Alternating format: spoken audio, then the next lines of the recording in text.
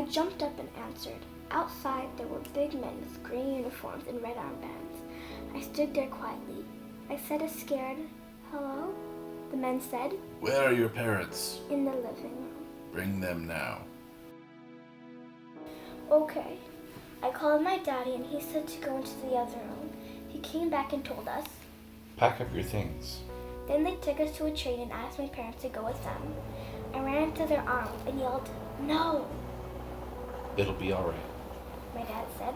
It was the last thing he said to me. They told me to get on the train. I walked on where there were other people and everyone stared at me. I walked to the back of the car and sat down. Suddenly, the train took off and I noticed my parents were not on board with me. I ran around looking for my parents, screaming their names. I cried for hours.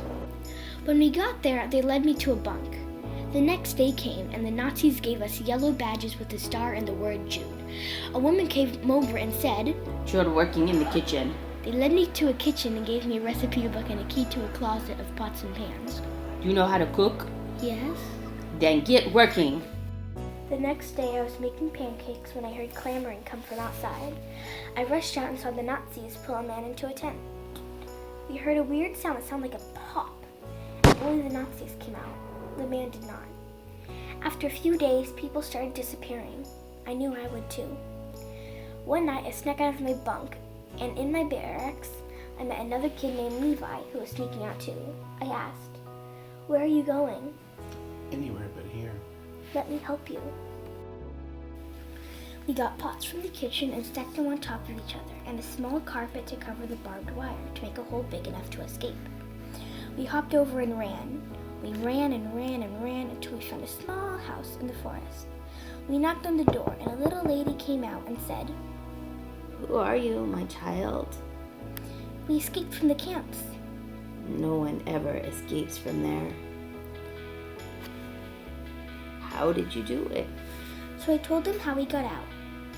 "You kids are so brave." We asked the lady to help us escape. She helped us get travel documents, dyed our hair, and got us out of the country and changed our names to Anna and Aiden. Years passed and the Germans retreated. In 1945, when the war ended, thousands died. People lost families, friends, houses. I never knew what happened to my family. I never saw them again. But survivors rebuilt and restored. We all missed our families, but we're happy the Holocaust ended. I knew one thing. I survived.